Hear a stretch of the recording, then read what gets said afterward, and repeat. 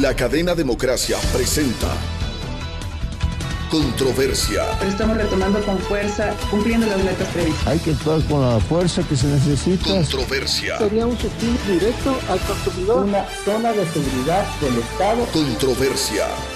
Temas relevantes analizados a profundidad. Controversia. Con Miguel Rivadeneira. Comenzamos.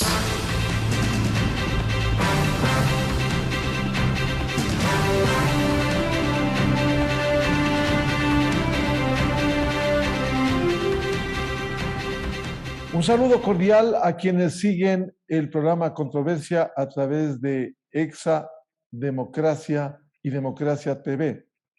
Hoy queremos plantear un debate sobre un tema que está en análisis en el país, en medio de la crisis económica, la necesidad de adoptar medidas, cualquiera que éstas sean, desde la visión del Ejecutivo, y reformas legales, lo que le corresponde a la Asamblea Nacional. Un tema anunciado para fines de este mes de septiembre es la reforma tributaria. Ha habido lineamientos generales. El propio ministro de Economía y Finanzas, Simón Cueva, en Exademocracia nos reveló que será el presidente de la República quien anuncie. En esos lineamientos generales, uno de los tantos temas que ha generado reacciones, observaciones, críticas, tiene que ver con el contenido de la reforma tributaria, la base sobre la cual se operaría, quiénes deberían pagar. Por principio, los que más tienen debieran tributar. Y hay otro principio también que lastimosamente no hemos tenido una costumbre, una política, que debiéramos pagar, aun cuando sea $1 de impuesto, por cierto, sin que recarga el peso sobre la clase baja y hoy una de las más golpeadas, la clase media. Al anunciarse que esto sería sobre ingresos de $1,000 mensuales, todavía esto tendría un peso específico.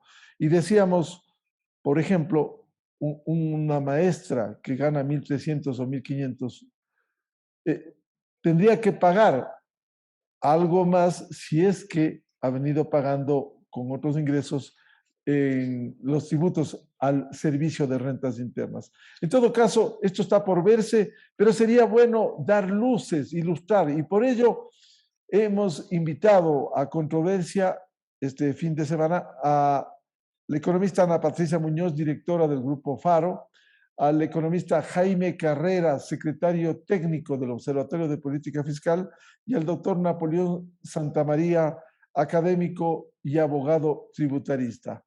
Quisiera empezar con Jaime Carrera. ¿Cómo afrontar esta reforma tributaria? Se dice que hay necesidad, que es una de las herramientas, porque hay otras de política económica, de política fiscal, pero si nos centramos al tema de la reforma tributaria, ¿cuáles debieran ser los lineamientos de esa reforma? Economista Carrera, muy buen día. Buen día, Miguel, gracias por la invitación. Un gusto estar con Ana Patricia y Napoleón. Bueno, primero la sociedad ecuatoriana tiene que tener absolutamente claro por qué es imperativa una reforma tributaria. El Ecuador necesita cambiar la historia de casi 40 años de déficits continuos, con excepción de algunos años. El país requiere llegar a un superávit en las cuentas públicas. ¿Y por qué quiere llegar a un superávit en las cuentas públicas?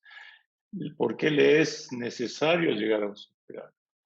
Porque con superávit fiscal baja el riesgo país, se fomentan las inversiones, con cuentas ordenadas, la deuda pública, el nivel de deuda pública se reduce.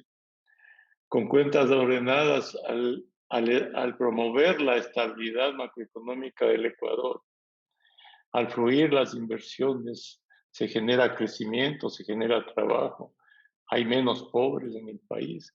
Es decir, un manejo ordenado de las cuentas públicas hasta llegar a superávit fiscal es fundamental para el progreso de la nación. Ese sería el objetivo que toda la sociedad ecuatoriana debe asumirlo como propio. Ahora, para llegar a ese objetivo, ¿de dónde partimos? También la sociedad ecuatoriana debe tener absolutamente claro el estado precario actual de las finanzas públicas y de dónde se tiene que partir para llegar a un objetivo de bienestar. Al momento, en este año, seguramente el déficit público será alrededor de 4.500 millones de dólares, o tal vez un poco más. Para cubrir un gasto de alrededor de 24.000 millones de dólares, exceptuando una cuenta de combustibles. Para cubrir ese gasto se tiene que pedir prestado cerca de 5.000 millones de dólares. ¿Y ese gasto en qué está? En sueldos alrededor de 9.000 millones de dólares, en transferencias a las seguridades sociales 2.000 millones, en bonos a los pobres más de 1.000 millones de dólares, en intereses de la deuda más de 2.000 millones de dólares o alrededor de 2.000 millones de dólares, pagos a los gobiernos seccionales más de 3.000 millones de dólares. Para esta estructura de gasto faltan alrededor de 5.000 millones de dólares y se tienen que tomar deudas para cubrir eso. De allí que no tiene cabida en el país aquellas voces que dicen que por qué no se da el 6% del PIB a educación o el 4% del PIB a salud, o por qué no se pagan las deudas de la seguridad social, o por qué las universidades reclaman más fondos. Sí, Los gobiernos autónomos sí, descentralizados que reclaman recursos. exactamente. Si para esta estructura de gasto, si el país tiene que endeudarse en cerca de 5.000 millones de dólares, bueno, no hay ningún espacio para más, pues. El único espacio que requiere el país es, allí viene el tema de fondo. Si queremos transitar de esta situación crítica al deber ser un superávit fiscal, allí es imperativo una reforma tributaria para generar más ingresos y a su vez también reducir el gasto. Ahora, ¿de dónde se reduce el gasto? En esta estructura. Hay pocos espacios. El único espacio fundamental para reducir el gasto público son los sueldos públicos, 9.000 millones de dólares, que en el conjunto del sector público incluso llegan a 11.000, porque a esto hay que agregar cerca de 1.000 millones de dólares de sueldos del Seguro Social y cerca de 1.000 millones de dólares de los gobiernos seccionales. Entonces, este peso salarial en el sector público es inmenso. Allí es el único espacio fuerte en el que se puede reducir el gasto público, pero dentro de este nivel de remuneraciones públicas, el 90% del gasto en sueldos está en educación, en salud, en Fuerzas Armadas, en policía, en la función judicial, en la Contraloría, en la Fiscalía. Allí está el 90% de sueldos. Y dentro de estos sueldos, 1.000 millones de dólares se pagan a las universidades.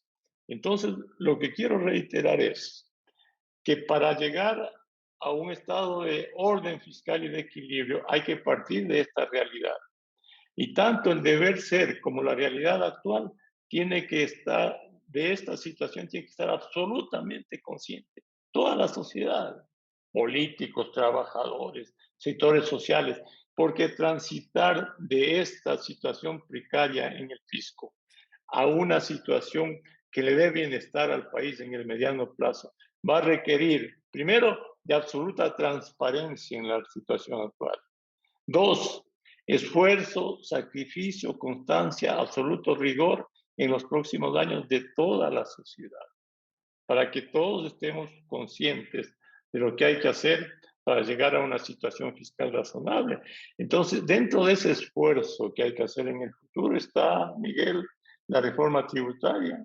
Entonces, se puede discutir cómo hay que generar más ingresos al fisco dentro de una reforma, gravar a los que más tienen, ya encontrar un equilibrio entre una reforma tributaria que no afecte mucho la capacidad de inversión de las personas, de las empresas, pero que a su vez permita sostener un nivel de gasto encaminado a superarlo en el futuro. Todo este entorno es el que tiene que tener claro la sociedad ecuatoriana, Miguel. Bienvenida a la directora ejecutiva del Grupo Faro, economista Ana Patricia Muñoz. Si a la crisis económica se ha sumado la pandemia y si a ello una inequidad que ha sido un eje transversal en el país, una inequidad en el pago de impuestos, ¿cómo lograr eso que tan repetidamente se señala? Los que tienen más debieran pagar. Usted en una entrevista reciente a Diario El Comercio decía que no debiera recaer gran parte en la clase media, que por cierto ha sido ya muy golpeada. ¿Cómo afrontar, si hay necesidad, como dice Jaime Carrera, de una reforma tributaria? Muy buen día. Buenos días, muchas gracias por la invitación, Miguel. Un saludo a Jaime y a Napoleón. Coincido con Jaime que es necesaria una reforma tributaria y ahí como país debemos de estar unidos de que es un momento crítico y que se lo debe afrontar con seriedad. Y al mismo tiempo hay que siempre recordar lo que usted ya decía, estas enormes desigualdades estructurales que vive el Ecuador, que se reflejan en un coeficiente de Gini, que es una de las formas de medir la desigualdad, que ya está a niveles que estaba en el 2011, que se refleja en tasas de pobreza que llegan ya a más del 49% en zonas rurales. Ya cerca de un tercio de la población ecuatoriana está debajo del nivel de pobreza y solo para que tratemos de ponernos en los pies de estas familias. Esto significa la línea de pobreza es de alrededor de $84 de ingreso per cápita en una familia. Es muy complicado vivir de manera, cubrir las necesidades básicas en este proceso. Entonces, la reforma tributaria es necesaria, pero hay que apuntar a quienes más tienen y tienen que contribuir y también pensar no solo en los ingresos, sino en las enormes inequidades que existen a nivel de patrimonio o de riqueza. Hay un estudio que muestra que el 10% más rico de la población ecuatoriana, el 10% que está en lo más alto, acapara o representa más del 86% de todo el patrimonio del Ecuador. Los últimos datos del Banco Central muestran que la diferencia entre quienes más ganan y más tienen se ha acentuado profundamente. Ya vivíamos en una situación inaceptable y esto ha empeorado. La CEPAL dice además que el país, de los 3 países donde más van a crecer las desigualdades, entre esos se encuentra el Ecuador. Entonces, en ese escenario hay que realizar una reforma tributaria responsable que piense primero en cómo vamos a cubrir esas necesidades sociales tan importantes sin afectar a la clase media.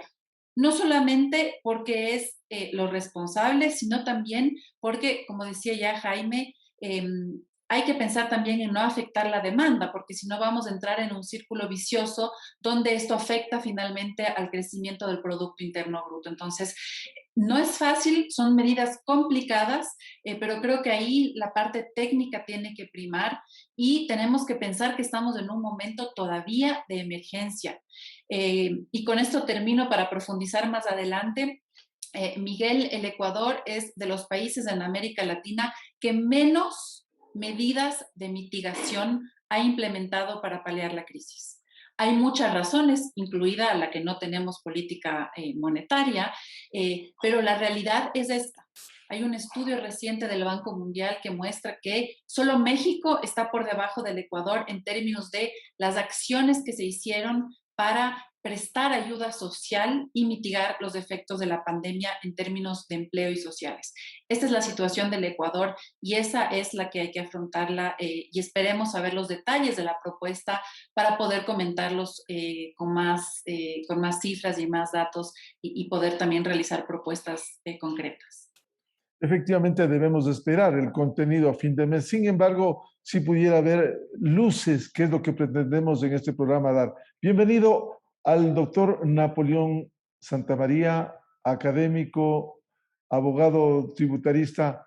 ¿Cómo afrontar esto que han coincidido Jaime Carrera y Ana Patricia Muñoz del Grupo Faro, el que tiene que haber una reforma tributaria. ¿En qué condiciones? Muy buen día, Napoleón.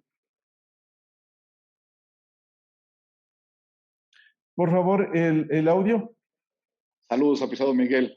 Perfecto. Un gusto participar en esta mesa de diálogo con Jaime y con Ana Patricia. Un fuerte abrazo para ustedes y para todos los queridos radio amigos que nos escuchan. A ver, la discusión que hay en el mundo entero es si los países necesitan reformas tributarias o reestructuras tributarias. La verdad, me podría pasar bastante tiempo argumentando por qué el país necesita una reestructura tributaria. ¿Por qué? Porque tenemos... ¿Cuál es la diferencia, caducas. Napoleón? Reforma y reestructura. La diferencia es que las reformas son pequeños cambios que se constituyen en parches fiscales que buscan un objetivo, que es lo que Jaime nos explicó magistralmente, cubrir la brecha fiscal de ese año. Por eso, en la irresponsable época del correísmo y del morenismo, hicimos 16 reformas legales. Y mira tú, Jaime, y todos los queridos amigos, que luego de 6 reformas no tenemos un régimen tributario equitativo, progresivo, justo, igualitario, etcétera, porque son parches, porque son medidas del momento para cubrir la necesidad del déficit fiscal del momento. Muy bien, los países crecen cuando se hacen reestructuras fiscales potentes. Es decir, ¿qué es una reestructura a diferencia de una reforma fiscal? Es que primero una reestructuración es estructural. Y estructural significa hablar de impuestos, pero también de subsidios. Y sentarnos a discutir el ingreso de los impuestos y el gasto de los subsidios. Cómo los cruzamos, cómo los hacemos eficientes, cómo liberamos y reactivamos nuestra economía. Y la reestructura también implica integralidad.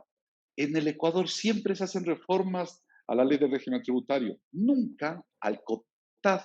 Y por lo tanto tenemos impuestos cruzados, por ejemplo, al patrimonio nacional y también subnacional o municipal en el impuesto a las patentes. ¿Por qué no nos sentamos a trabajar? La verdad es que en el país lo que nos falta es sentarnos a pensar y a trabajar. Somos muy cómodos en las propuestas que hemos hecho. Y sobre todo lo que rescato de lo que decía Ana Patricia, una reforma progresista. Ahora, a mí como tributarista, ¿cuánto me gustaría sentarnos a discutir esto en la academia, que las universidades aporten, que los colegios aporten, los profesores aporten, Jaime, Ana Patricia, etcétera, aporten? Pero les tengo que decir una cosa, esto no es posible, esto no es viable.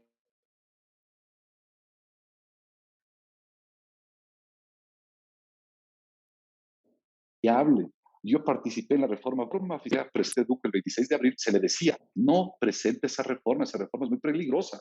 Bueno, ya sabemos lo que pasó, más de 100 muertos, más del 3.5 del PIB perdido y un país colapsado. Ojalá y eso no nos pase en el Ecuador a pretexto de la reforma tributaria. Por lo tanto, Jaime, ¿qué es lo que no debemos hacer? Lo que no debemos hacer como país.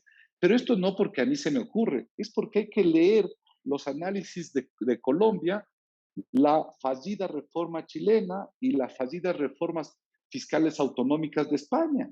¿Y cuál es la conclusión? La conclusión es no golpee en impuestos indirectos. En buen romance, no tope el IVA, porque ya escucho a algunos que dicen 2 o 3 puntos del IVA, irresponsables. No conocen de materia fiscal, pero sobre todo no leen el escenario social y político del país. Eso le puede convulsionar al país. Peor aún si mezclo, porque es que no podemos ser solo analistas tributarios desarraigados del contexto político y social del país. Tenemos los señores de los movimientos sociales que ya anuncian marchas para el 15 sin saber por qué. Imagínate tú si le presentamos una reforma tributaria escandalosa como la colombiana, ¿dónde le vamos a llevar al país? Segundo, ¿qué más no hacer?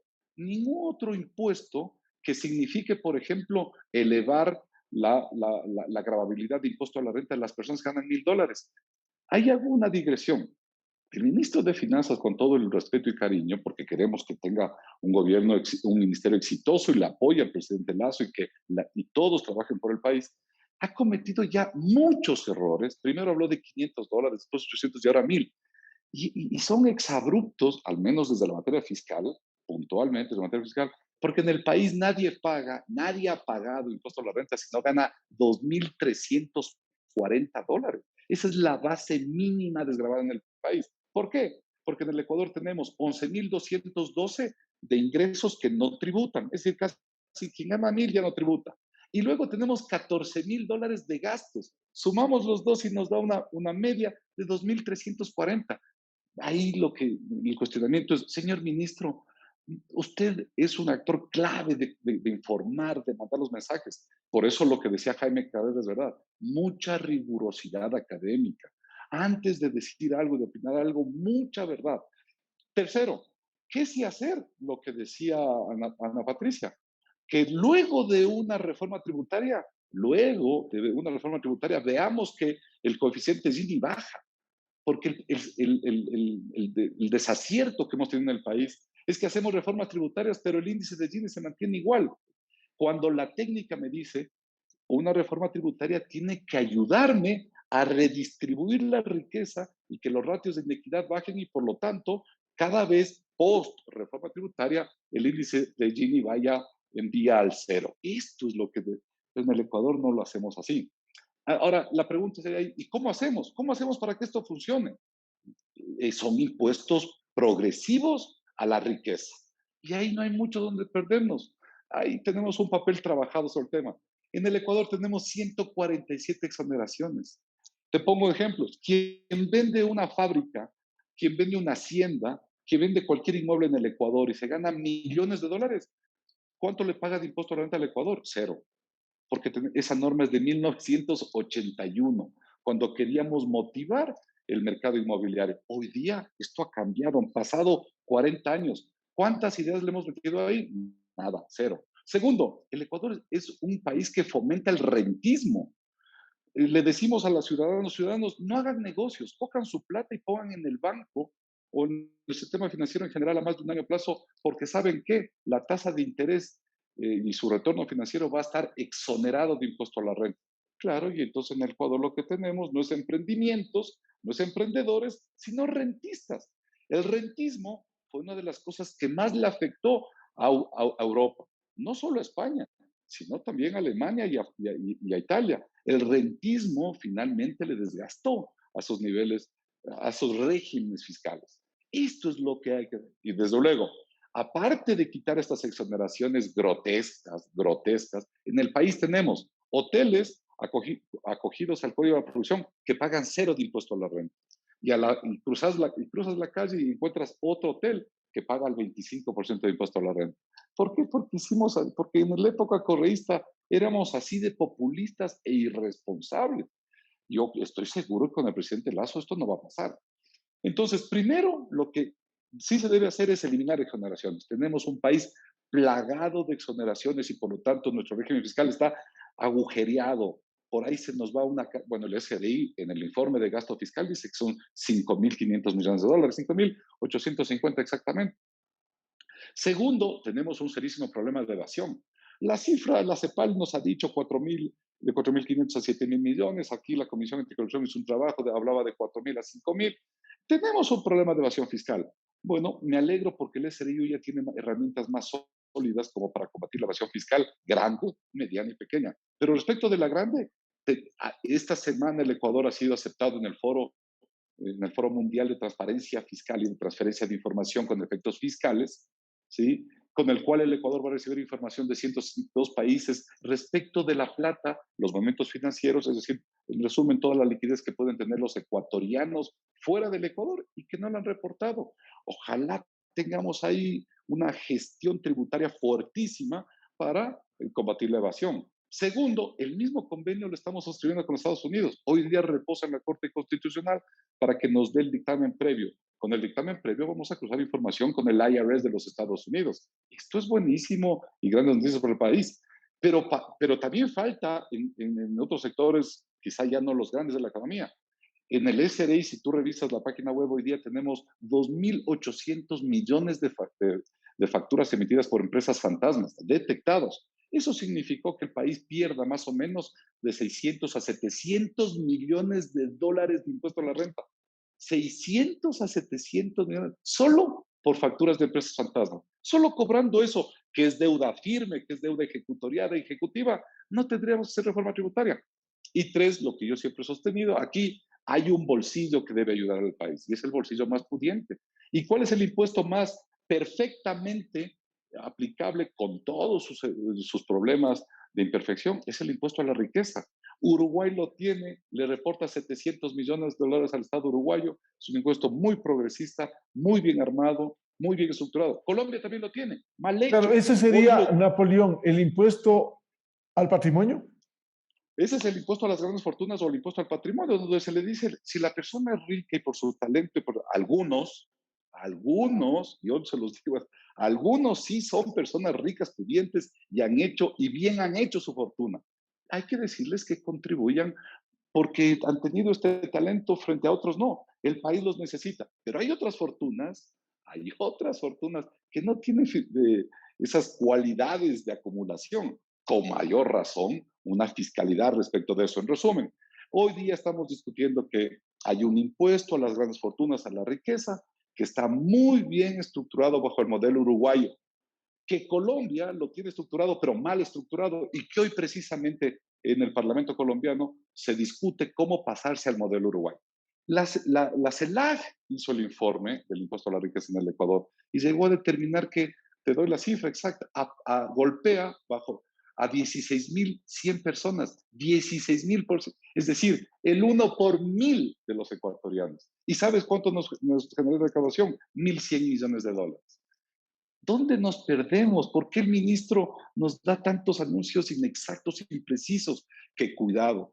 Ojalá la reforma tributaria no sea el motivo para una explosión social. Yo no quiero que pase por eso en mi país. Por lo tanto, rigurosidad académica, rigurosidad técnica, que es la que exige Jaime, me sumo a esa rigurosidad. Para hacer una propuesta, mucha rigurosidad, mi querido. Bien, luego de esta primera explicación de nuestros tres invitados, de Jaime Carrera, Ana Patricia Muñoz y Napoleón Santamaría, Jaime Carrera, ¿qué debiera contener con estos análisis una reforma tributaria que el gobierno lo va a presentar? Bueno, la reforma en gran medida debe tener los fundamentos que ha citado Napoleón, pero al tratar la reforma tributaria debemos pensar en cosas más profundas en el Ecuador. Cierto es, la pandemia profundizó la desigualdad y la pobreza en el Ecuador, en América Latina y en muchas regiones del mundo. Pero parecería, Miguel, que en el Ecuador no se entiende que la pandemia devastó la economía, los sectores sociales y que tenemos la más profunda crisis de los últimos 100 años.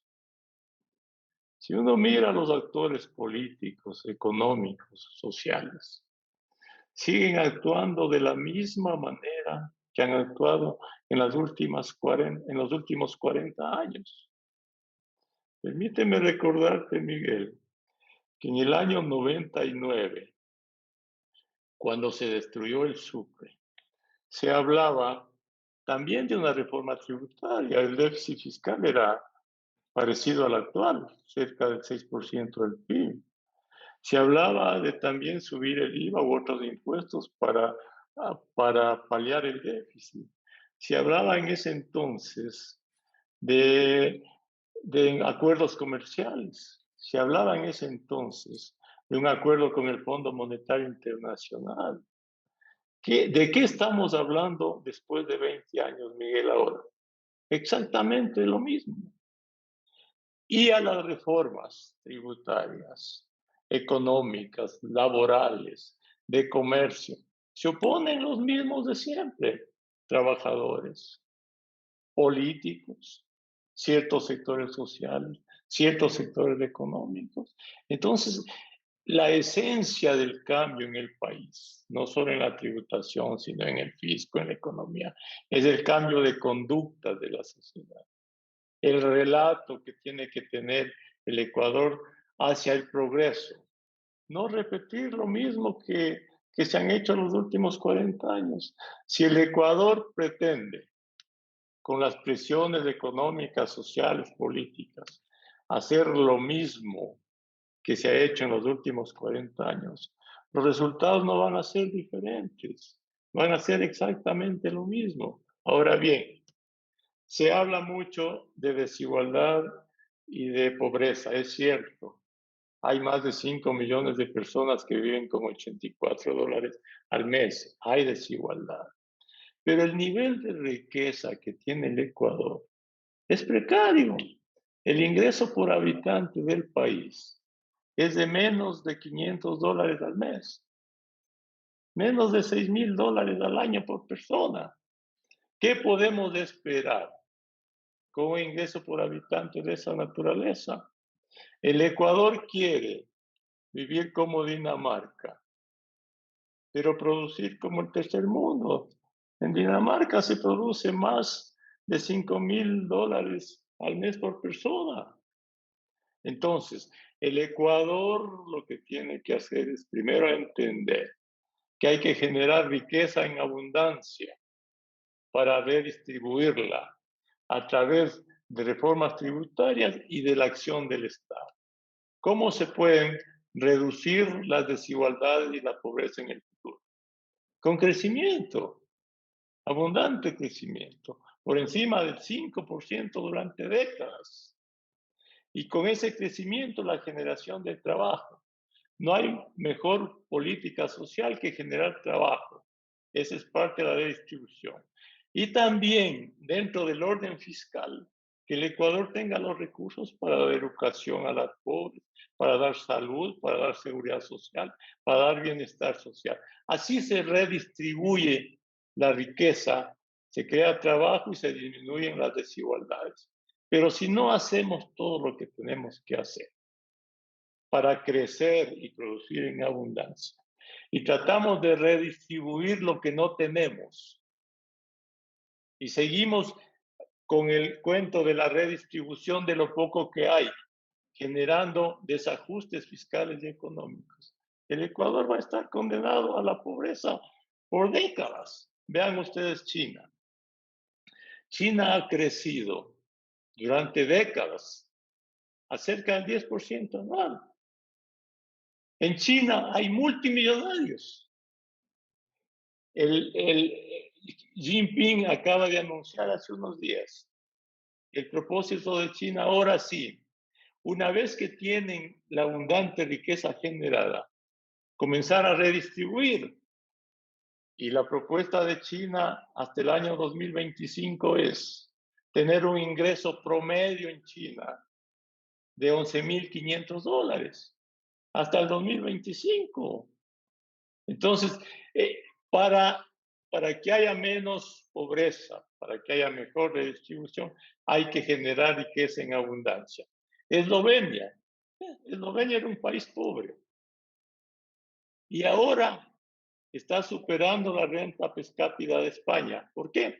Porque tiene un buen sistema tributario. En Eslovenia, el impuesto que pagan las empresas es del 20% y tienen una renta flash media del 20% para todos, con algunas deducciones y otras categorías tributarias importantes, ¿no? Entonces, en el Ecuador tiene que prender la necesidad de tener estabilidad macroeconómica, fiscal, atraer inversiones, de exportar y todo lo que se ha dicho hasta el cansancio, para generar riqueza y esa riqueza redistribuirla dentro de un orden fiscal, que es la única manera de generar trabajo y reducir el número de pobres. Ana Patricia decía que el Ecuador que no ha podido ayudar a las empresas ni a las personas. Cierto es, pero ¿por qué? Porque la pandemia le tomó al Ecuador absolutamente desprotegido, sin ahorros. ¿Y por qué tenía sin ahorros? Porque el nefasto gobierno de Correa se consumió todo el boom petrolero, se consumió toda la deuda pública de manera irresponsable, con corrupción, hubo reformas tributarias, como decía Napoleón, incrementó el gasto público irresponsablemente y no ahorró un solo dólar, no solo que no ahorró. Y además se endeudó. y además se endeudó y se consumió los ahorros que recibió en el 2008. Lo metieron al presupuesto y lo gastaron. Vea usted Chile. Chile apoyó en la pandemia a empresas, a los pobres, a los microempresarios, con 10.000 millones de dólares de sus ahorros, luego de tener una economía sólida y un fisco sólido. Bueno, esas son las diferencias, ¿no? Entonces, si el Ecuador no reacciona y entiende que tiene que haber responsabilidades económicas y fiscales para generar riqueza en abundancia y producir en abundancia para crear trabajos y redistribuir. Si no cambiamos ese relato antiguo de todo no, de oponerse a todo, y entendemos que necesitamos un acuerdo en pro del desarrollo, en pro del orden económico, en pro del fisco, el Ecuador no va a progresar. Mira tú, Miguel, ahí están los trabajadores. ¿Qué le exigen los trabajadores? Que se paguen las deudas al Seguro Social, pero el Estado tiene un déficit y le faltan 5.000 millones para cubrir lo poco que hay en el presupuesto. Las universidades quieren más dinero y no entienden que hay un déficit, ¿no es cierto? Los trabajadores, le oía a un trabajador, un dirigente que decía, hay que traer 60.000 millones de dólares que tiene la gente afuera. Pero ¿cómo puede venir los dólares, la gente que tiene afuera, las inversiones, si no hay estabilidad fiscal, si no hay confianza, si no se bajan los riesgos? Es decir, hace falta incluso, Miguel, responsabilidad, entender cómo funciona el fisco, cómo funciona la economía, con rigor, con ser responsables para opinar, porque en el país se dice cualquier cosa, Miguel, sin sustento, sin nada, sin cifras, ni siquiera se entiende cuál es el déficit, por qué se origina el déficit, por qué no hay inversiones, y se sigue con el mismo discurso de décadas, con la misma. Entonces, si no cambiamos eso, Miguel, podemos hacer. Contigo Claro. hemos hablado. Economista Jaime Carrera, decía Napoleón Santamaría, aquí no sería necesaria una reforma tributaria, sino una reestructuración tributaria. ¿Qué implicaría eso y qué debiera constar específicamente en una reforma? Es cierto, porque cuando se hacen reformas parciales, ¿sí? se supera el momento, ni siquiera se supera el momento. Es necesaria una reforma reestructural tributaria a fondo, es cierto, que debería contener un flujo de ingresos permanentes que le dé a la sociedad y al inversionista estabilidad tributaria para invertir, afectando sí a los que más tienen, sí, pero también en eso hay que tener cuidado, Miguel. ¿Quiénes pagan impuestos en el país? ¿Quiénes pagamos impuestos en el Ecuador? Es un grupo pequeño de personas, porque hay 6 millones de personas en la informalidad, en el subempleo, los niños, los jóvenes. Somos pocas personas y empresas sobre las que recae todo el pago del impuesto. Dentro de esas pocas personas habrá que establecer cierta equidad para que los que más paguen más, sí, pero sin desmotivar las intenciones de invertir o de producir. Y por otro lado, es imperativo tener un nivel de gasto público compatible con la economía y con la capacidad de tener unos ingresos tributarios permanentes sin afectar las necesidades de producción, porque no es posible tampoco desalentar a las pocas personas que están en la posibilidad de invertir, porque en el fondo, seamos absolutamente claros, ¿qué nivel de riqueza hay en el Ecuador? Con $6.000 dólares que se producen al año. En el Ecuador no hay suficiente riqueza, entonces no hay que desmotivar la producción.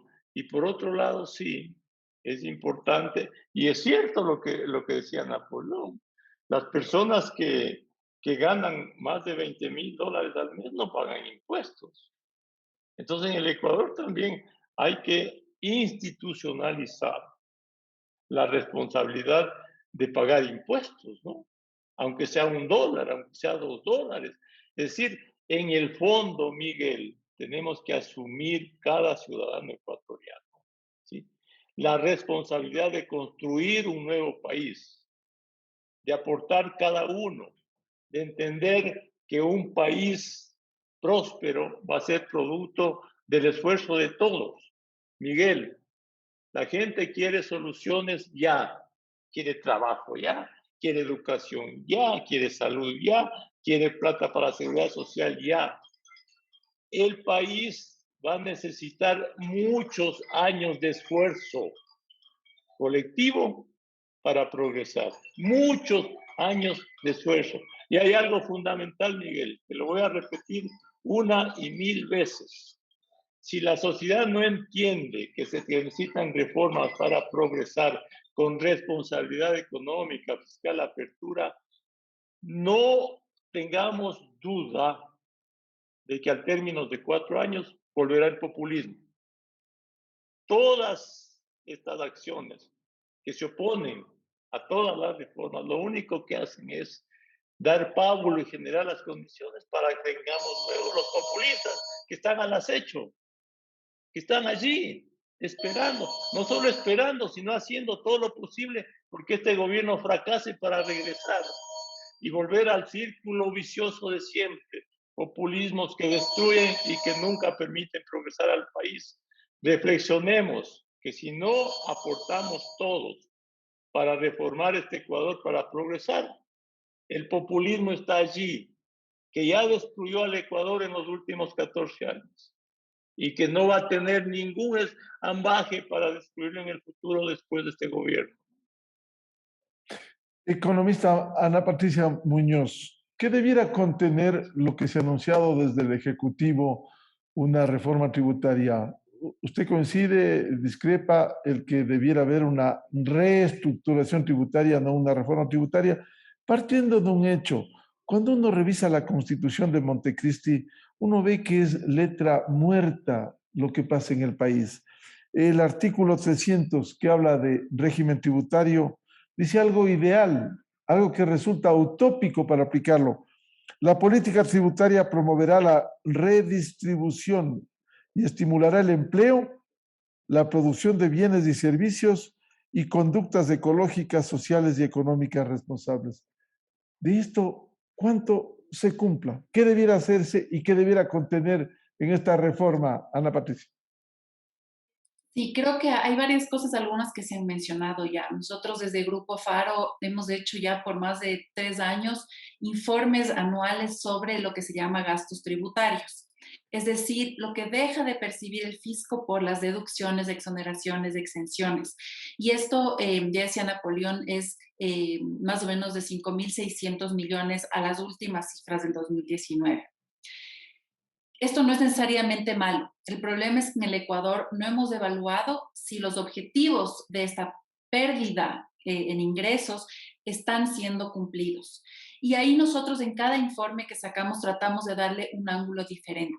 Por ejemplo, hemos intentado hacer un análisis de a quién beneficia que se puedan hacer estas deducciones por gastos personales. Y en primer lugar hay que decir que si bien el SRI publica cifras globales, no hay datos tan desagregados como para hacer un análisis específico. Sin embargo, con el pedido de información al SRI que nosotros hicimos, vimos que el 85% de estos beneficios está concentrado en el 10% de la población que más gana. Entonces ahí hay algunas preguntas que debemos hacernos. Si realmente vale la pena que las personas que tienen una holgura económica se beneficien de estas deducciones, ¿cierto? Pero también otra cosa que hay que notar, en este 10% que más gana, es tan amplio que están personas que ganan desde 1.600 hasta personas que ganan 1.500.000 mensual. Es decir, en el Ecuador hay personas que tienen ese tipo de ingresos y ni siquiera nos hemos referido a los impuestos corporativos. En el Ecuador tenemos más o menos una recaudación fiscal sobre el PIB de 20%.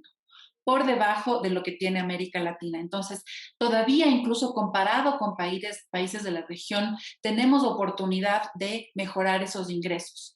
Y una de las formas específicamente, Miguel, es apuntando a la revisión de estos gastos tributarios. Y les doy un dato más. Nosotros hemos hecho una lista de los ítems, si se quiere, de deducciones, de exoneraciones, de exenciones, que le cuestan al fisco más de $1 millón, pero que tienen menos de 20 beneficiarios, es decir, menos de 20 empresas se benefician y encontramos al menos 11 de este tipo. Hay algunas en las que el Estado está dejando de percibir más de $100 millones y tenemos apenas 10 compañías en este caso que se están beneficiando. Entonces, algo está mal si es que primero no podemos medir que esto está llegando realmente a cumplir los objetivos y segundo, si es que hay legislación muy particular que está apuntando a menos de 20 compañías, si se quiere. Entonces, hay muchísimo trabajo para limpiar y hacerlo de una forma que de manera permanente nos permita tomar mejores decisiones. Entonces, en un bloque... Ana Patricia, si me permite, a propósito de lo que usted señala, ¿quién debiera limpiar eso para que haya equidad en el pago de impuestos?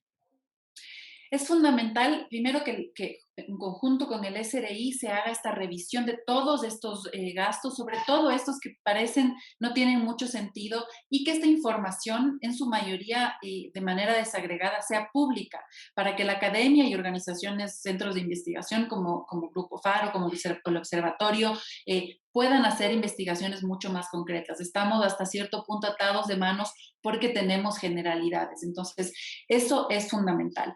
El otro punto al que me quisiera referir es uno que ya mencionó Napoleón, es el del impuesto al patrimonio, que en la experiencia, y nosotros desde Grupo Faro también sacamos un fact sheet recopilando experiencias internacionales. Ahí el Instituto de Tributación sacó unos estimados basados en la experiencia del Ecuador que tuvimos post-terremoto, donde hubo este impuesto al patrimonio y se recaudó $200 millones.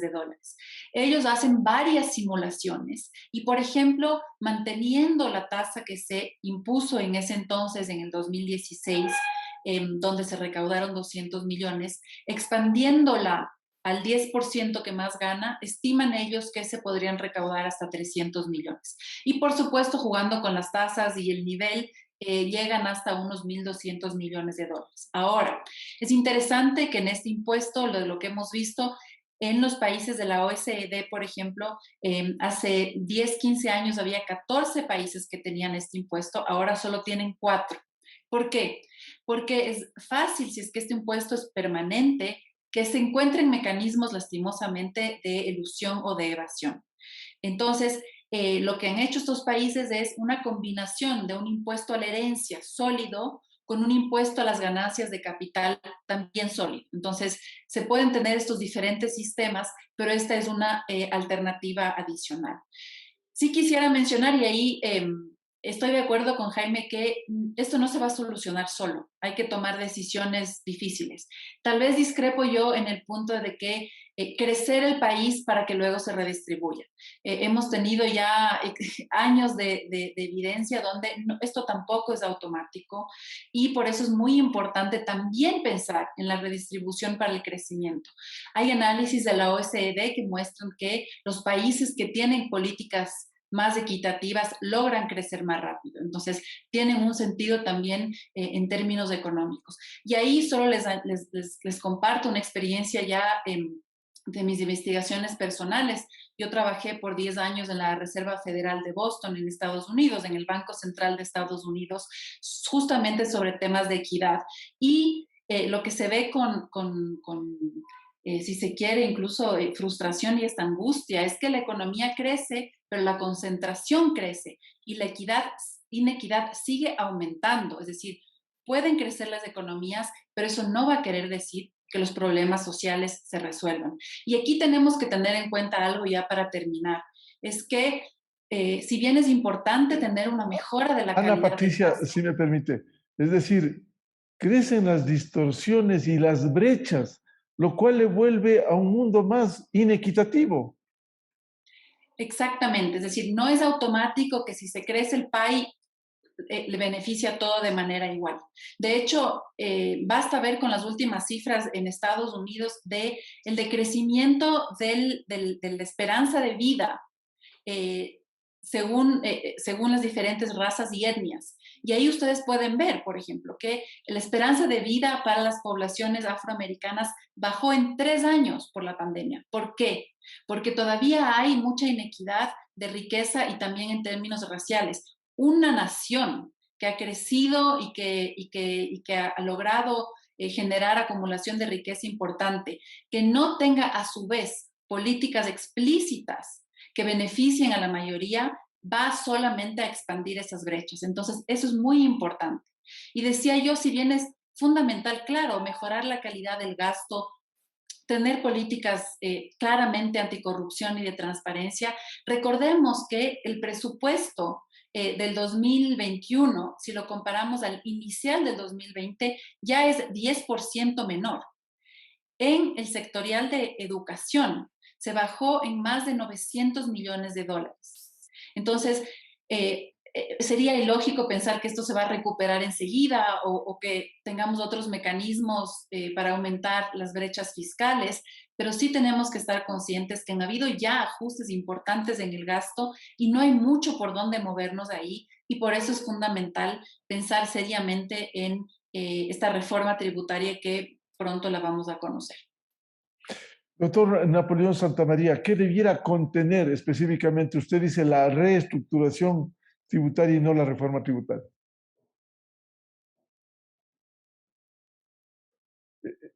Por favor, su audio. Yo te decía, Miguel, que tenemos que hacer una reestructura porque la verdad es que lo que pasa en el país siempre es penoso. Y ahí yo sí comparto con lo que dicen mis dos queridos contertulios, ¿no? Es que en el Ecuador no nos gusta sentarnos a trabajar, a pensar, a hacer papeles de calidad. Todo es copias mal hechas, cosas mal elaboradas. Y sí, o sea, yo comparto que necesitamos hacer una reestructura. Claro que sí. Yo ya puse algunos ejemplos de impuesto a la renta y así me puedo quedar, créeme, horas diciéndote las distorsiones de impuesto a la renta que mal tenemos en el régimen tributario. Pero te digo del IVA, te pongo otro caso del IVA. En el Ecuador priorizamos mediante política pública la devolución del IVA. ¿A quién? Personas de la tercera edad. Y uno dice, ¿y por qué les devuelves la tercera edad? Y la condición es personas que están jubiladas, la jubilación, nuestro seguro social no es fuerte y por lo tanto vamos a complementar algo el bolsillo de nuestros jubilados con algo de devolución del IVA. Parece que esto tiene un sentido. Y luego también les devolvemos a los exportadores el IVA. ¿Y por qué? Porque nos están trayendo divisas, están exportando y somos agroexportadores. Parece que hay una política de desarrollo económico ahí, sí. Pero ¿sabes qué? También les devolvemos, y la última asamblea de un grupo de irresponsables asambleístas les devuelve ya automáticamente el IVA a los municipios. Nosotros levantamos en el último informe de los 221 GATS municipales, de los que fueron auditados por la Contraloría, el 90% tienen glosas por mal manejo de fondos públicos. Y a estos señores, por no decirles sinvergüenzas, les devolvemos el IVA. Y ahí les pregunto a todos los que, ¿a razón de qué? ¿Cuál es la política pública de devolverle el IVA? ¡Pum! Lo profundizo más. Un municipio no debería pagar IVA, porque un municipio debería destinar sus fondos a salud, a educación, a medio ambiente, y ahí no hay IVA. ¿Sabes dónde hay IVA, mi querido Miguel? En el bordillo, en la acera, en la cancha de fútbol, en la cancha de vóley, en esas obras suntuarias, vacías y banales que hacen nuestros alcaldes, como el alcalde de Quito dedicado a hacer esas cosas, o como la alcaldesa de Guayaquil dedicada a pintar las paredes. Por eso es que se genera IVA. A estos señores les queremos como país devolver el IVA.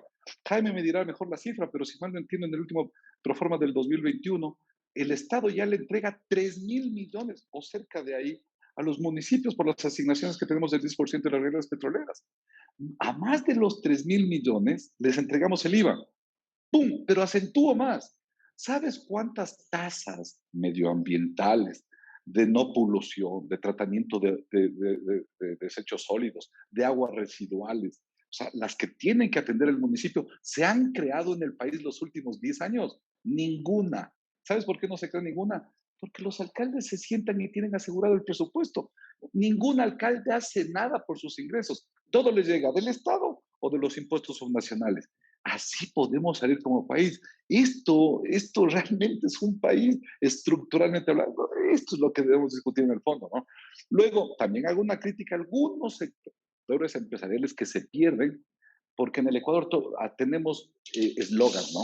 El eslogan es que el subsidio es malo, pero cuando lo sentamos a los señores de la CONADE a decirle que tenemos que quitar el subsidio a la cena súper porque esa se va a la clase más pudiente, no entienden estos señores y todo le meten en el eslogan, no, el subsidio nos va a matar y por eso dejen el subsidio.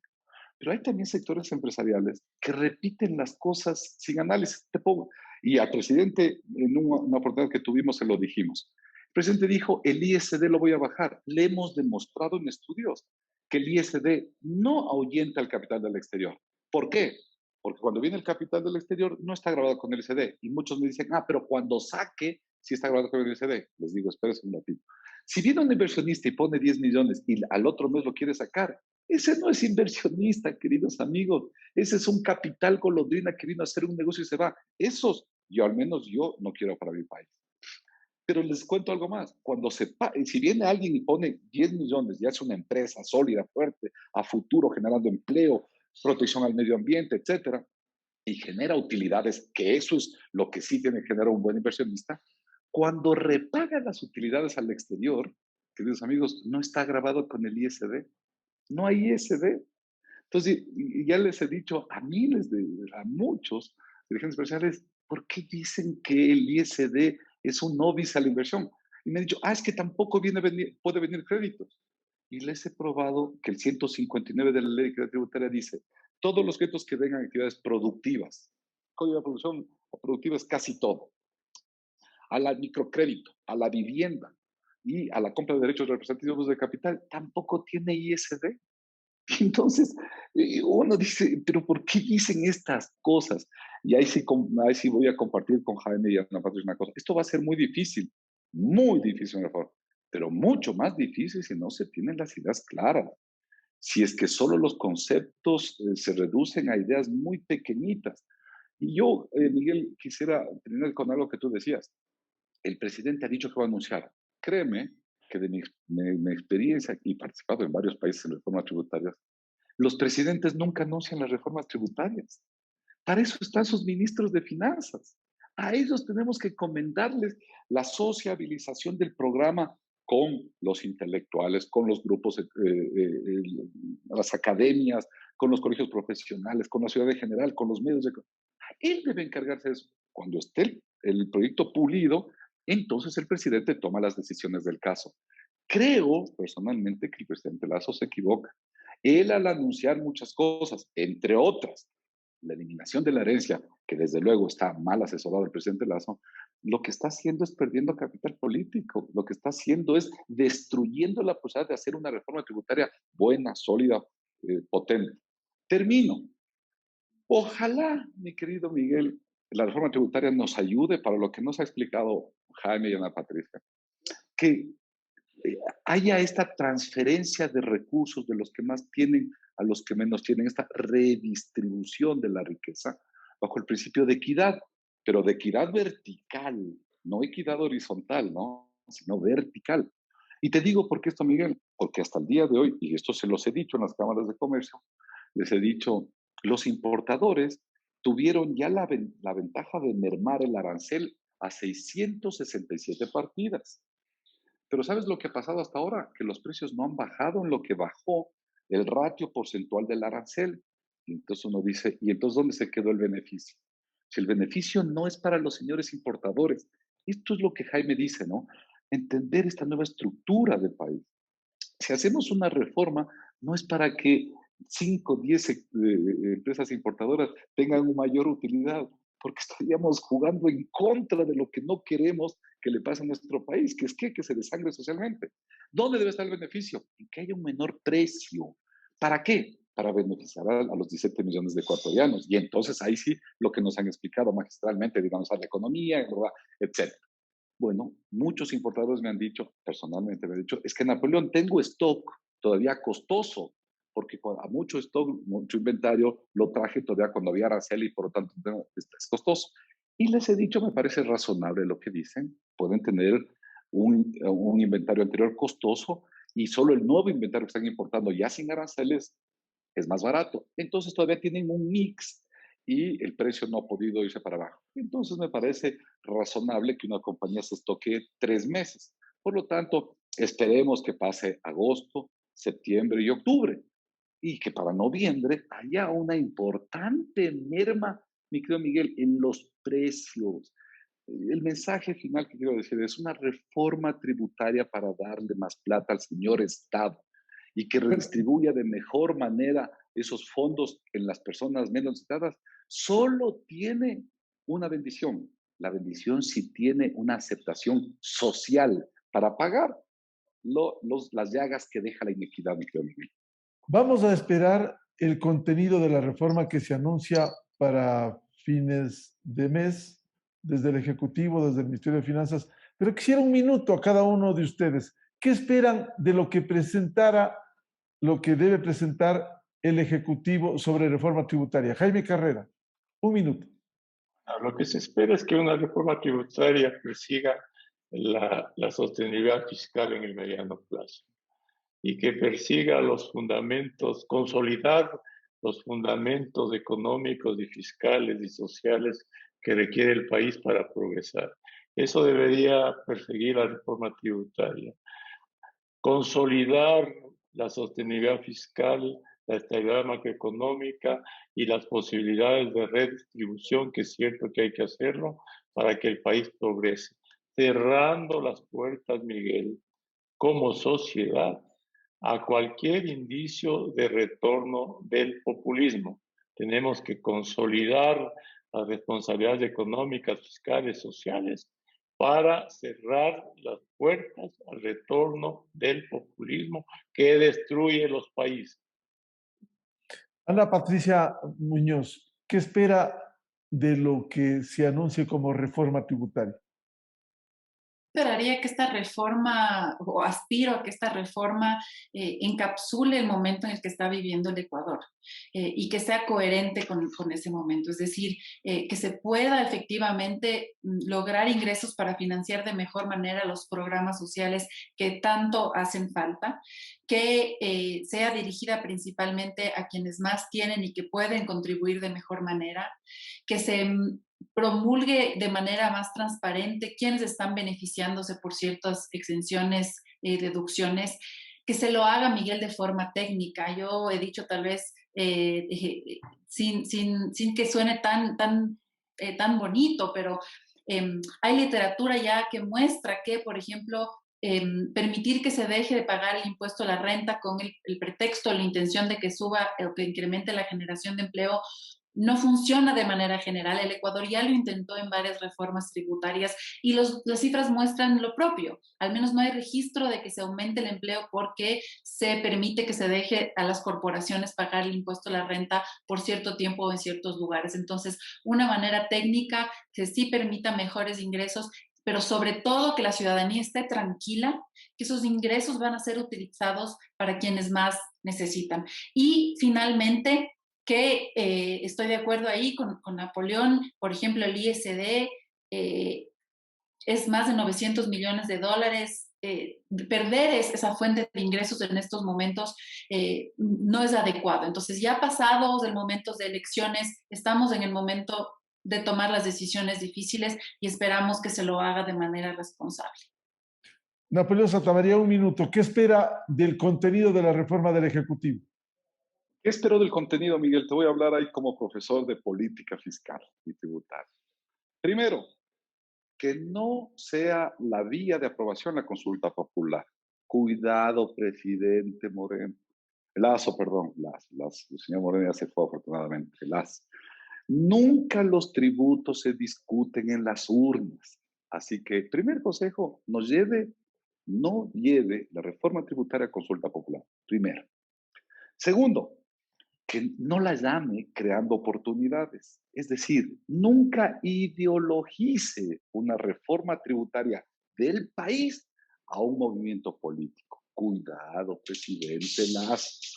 Tercero, como lo he dicho, presidente Lazo, usted no tiene que anunciarlo, no se desgaste. Queremos que su gobierno sea exitoso para que el país sea exitoso. Por lo tanto, utilice a sus colaboradores cercanos, en este caso su ministro de Finanzas, que él sea el quien anuncie y dé el fronting de la reforma tributaria. Cuarto, que sí, la reforma tributaria, como lo hemos enseñado, que golpee la progresividad. Donde más tenemos, más cobramos. Y donde más gasto público estamos dando, por ejemplo, yo a los municipios, donde más cortamos. Y cuatro, o finalmente, lo que yo sí quiero para mi país, que una reforma tributaria no alborote las estructuras sociales. Capaz que mi percepción o mi sensación social es más aguda o más obtusa, eso nunca se sabrá, pero yo creo que las condiciones sociales para que un estallido venga inmediatamente están a la puerta de la esquina. Evitemos que una reforma tributaria nos colapse como sociedad y como país. Eso me quedó, Miguel. Saludos. Finalmente, quiero agradecer a la economista Ana Patricia Muñoz, al economista Jaime Carrera y al doctor Napoleón Santamaría. Como resumen, hay que hacer una reforma que toque las estructuras, que reduzca las inequidades, que simplemente enfrente las desigualdades que hay en el Ecuador, que se hagan bien las cosas, precisamente para lo que han señalado hoy, evitar que esto genere reacciones en el país y, por otro lado, que en el mediano plazo el populismo tan nefasto vuelva a gobernar en el Ecuador. Muchas gracias a nuestros invitados, Ana Patricia Muñoz, Jaime Carrera y Napoleón Santamaría, para hablar de la reforma tributaria. Y a los seguidores en Democracia y en EXA, volveremos el próximo fin de semana en Controversia. Muy buen día. Muchas gracias. Esto fue Controversia. Temas relevantes analizados a profundidad. Miguel Rivadeneira vuelve el próximo sábado.